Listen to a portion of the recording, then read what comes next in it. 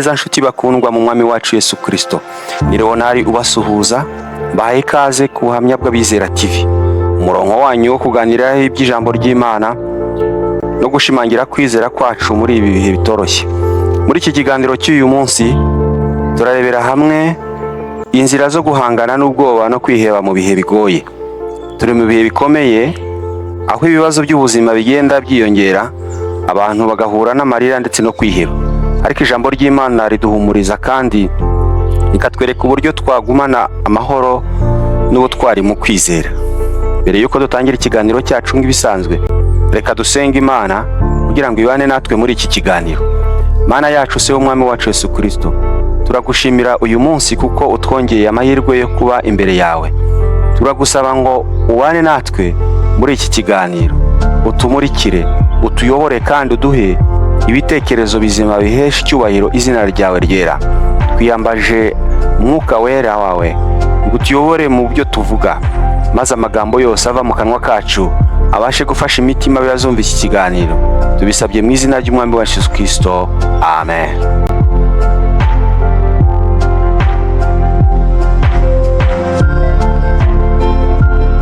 Bavandimwe bakomeje gukurikirana ibiganiro byacu ku buhamya bw'Abizera TV, ndabizi ko hari benshi muri mwe mwumva imitima banyiremereye kubera ibibazo mukomeje gucamo. Ibibazo byo ni byinshi kuri iyi si, ariko ndashaka kukwibutsa ko turi kumwe na Yesu Kristo mu rugendo, kandi nta na kimwe gishobora kuguhungabanya kirengeje ubushobozi bwa Yesu Kristo. Mukomeze kwihangana, ndagusaba kudacika intege, ahubwo ukomeze kwizera Imana kuko niyo ikomeza abayizera. Aho waba uri hose, Imana irahari kandi iragukunda. Yesu Kristo niwe gisubizo cy'ibibazo byose tugira twese nk'abantu hano kuri iyi si. Ndashimira kandi n'abakomeje gushyigikira iki gikorwa cy'ivugabutumwa binyuze mu kureba ibiganiro byacu, mu gukora subscribe ndetse no gukora ku nzogera kugira ngo ibiganiro byose dutambutsa ujye ubasha guhita ubibona mu gihe bigisohoka. Ikindi, tubashimira ko mugomeza no kubisangiza abandi. Inkunga yanyu ifite agaciro gakomeye cyane mu gukomeza kwagura ubutumwa bwiza bw'ubwami bw'Imana. Imirimo yose mukora, uko mugomeza kwiyemeza gufatanya natwe, ni urumuri rw'urukundo rw'Imana mwereka isi ya none. Muraba umugisha kandi turabashimira cyane. Imana ibahe umugisha. Reka nongere mbibutse ko uyu munsi tugiye kuganira ku ngingo igira iti: inzira zo guhangana n'ubwoba no kwiheba muri ibi bihe. Mbere yuko dutangira ikiganiro, reka tubanze twibaze ibibazo bibiri. Ibibazo bibiri tugiye kwibaza, tubaza kubonamo ibisubizo, ariko kandi buri wese buriya afite uko Umwuka Wera w'Imana amusobanurira akurikije uko Uwiteka yapanze kumugirira neza no kumuhaza mu buryo bw'umwuka. Ikibazo cya mbere kigira kiti: ni iki gikunze kugutera ubwoba cyangwa kwiheba mu buzima bwawe muri ibi bihe? Ikibazo cya kabiri: waba warigeze ugira ibihe by'umwijima no kwiheba ariko ukabona Imana igukura muri ibyo bihe? Iki kiganiro kiradufasha gusobanukirwa neza uko dukwiye kwitwara mu bihe dusohoyemo guhangana n'ubwoba. Turabanza dusobanure ubwoba ni iki. Ubwoba ni ukwikanga cyangwa gutinya ikintu runaka. Ubwoba rero ni kimwe mu byugarije abakristo n'abandi bose muri ibi bihe. Hari ibyanditswe byera bitwereka uburyo twashobora guhangana n'ubwoba turinda kwizera kwacu. Tubisanga muri Yesaya ibice 41 umurongo wa 10. Ijambo ry'Imana ritubwira riti: ntutinye kuko ndi kumwe nawe, ntukihebe kuko ndi Imana yawe, nzajya ngukomeza, ni koko nzajya ngutabara kandi nzajya nkuramiza ukuboko kwanjye kw'iburyo, ariko gukiranuka kwanjye. Uyu murongo udutera gutinyuka no kwibuka ko Imana iri kumwe natwe igihe cyose, bityo tugakomeza kwizera tudashidikanya. Kongera gusomana no ijambo ry'Imana riri muri Zaburi ya 56 umurongo wa 4. Uko ntinya kose nzakwiringira. Iyi ni Zaburi ya Dawidi yahimbwe ubwo Abafilisitiya bamufatiraga i Gati. muzasome Bibiliya yera Zaburi ya 56. Ahangaha rwose muzasobanukirwa, muzumva amagambo, muzumva iyi Zaburi ya Dawidi. Ariko Dawidi yo yararangije gusobanukirwa neza rwose ko igihe cyose azagira ubwoba, ko igihe cyose azagira gutinya, ko igihe cyose azagira ibibazo, ko azagira gute, uko ntinye kose nzakwiringira. Aziringira Imana. Ijambo ry'Imana rero ridusaba kwishingikiriza ku Mana igihe cyose tugize ubwoba. Yanditswe bidufasha kwibuka ko Imana itajya kure, cyane cyane iyo turi mu bibazo. Twongera gusoma mu Baroma 8:15, aho hagira hati: ko mutahawe umwuka ubasubiza mu bwoba, ahubwo mwahawe umwuka ubahindura abana b'Imana, udutakisha uti Ada Baba. Umwuka w'Imana rero uradukomeza kandi adutera kubaho tudafite ubwoba, ko turi abana b'Imana bafite uburenganzira bwo kubaho mu butware. Ni gute twahangana no kwiheba? Kwiheba ni icyago gikomeye ku buzima bw'umukristo, ariko ufite amasomo menshi yo muri Bibiliya twereka ko tugomba kugira ukwizera n'icyizere mu Mana.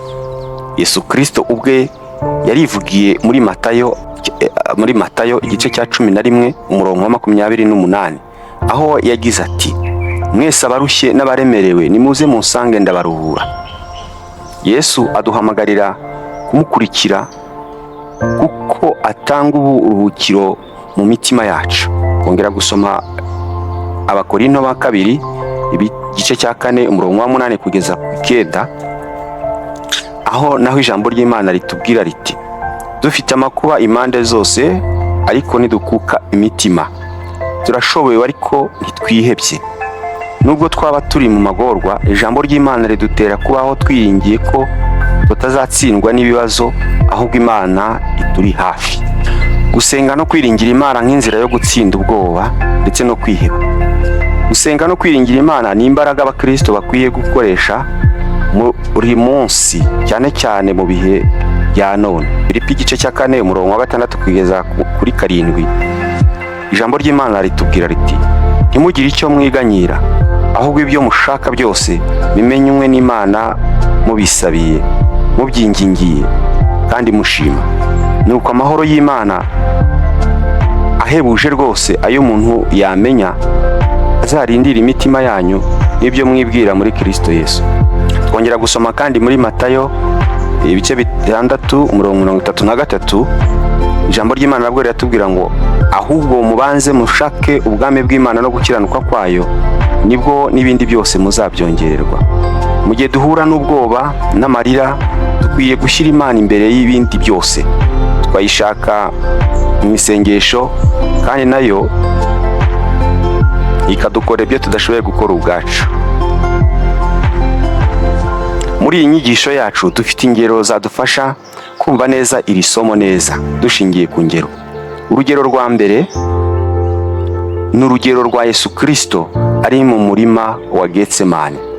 Dusoma muri Matayo ibice 26 umurongo wa 36 kugeza kuri 46. Aha naho dukuramo isomo. Yesu ubwo yari mu murima wa Getsemani agiye gutangira umusaraba, yahuye n'ubwoba bukomeye cyane.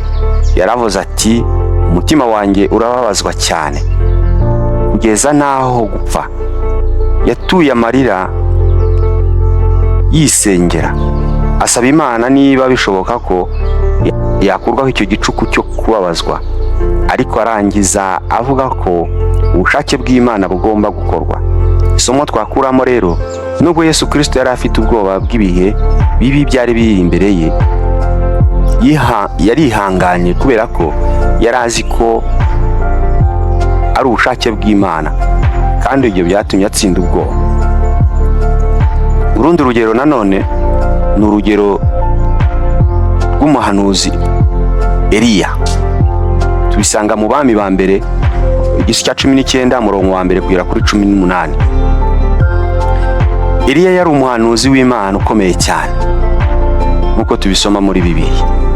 Ariko nyuma yo gutsinda abahanuzi baba yari ku musozi wa Karumeli, yagize ubwoba bwinshi ubwo umwamikazi Yezebeli yashakaga kumwica. Eliya yaje kwiheba cyane, yirukira mu butayu asaba Imana ko yamwica. Tubisoma mu Bami ba mbere igice cya 19 umurongo wa 4.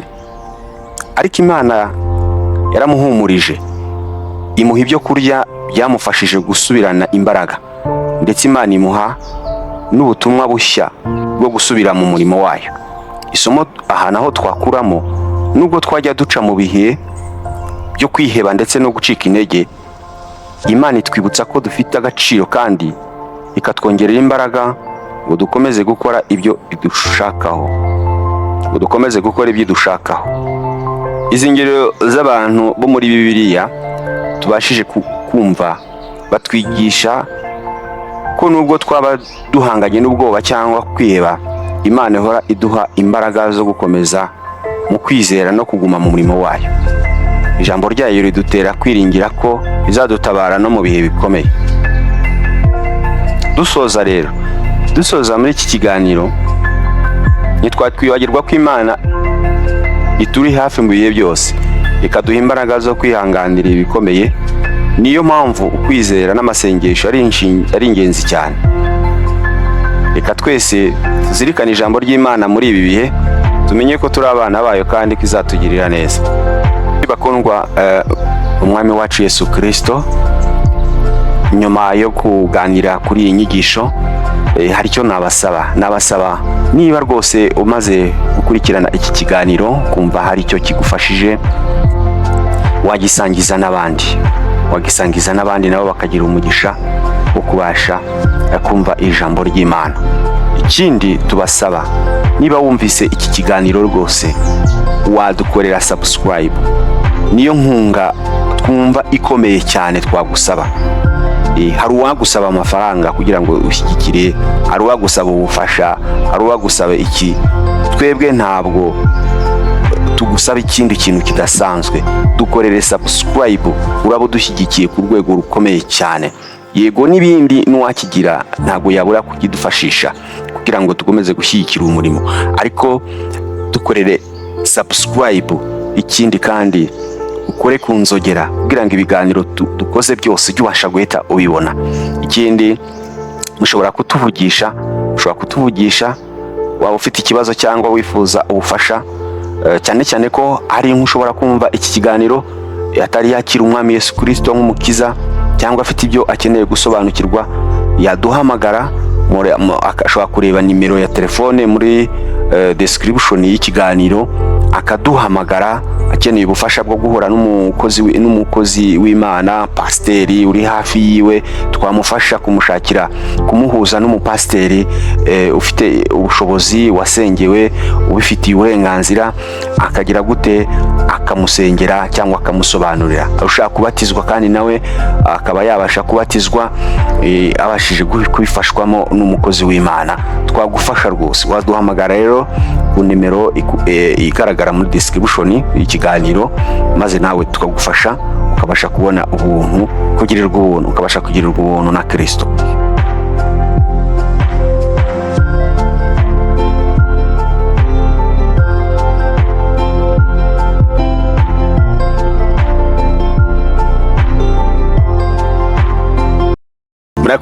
Murakoze gukurikirana ikiganiro. Imana ibaha umugisha. So umwami wacu Yesu Kristo abarinde cyane, ibane namwe.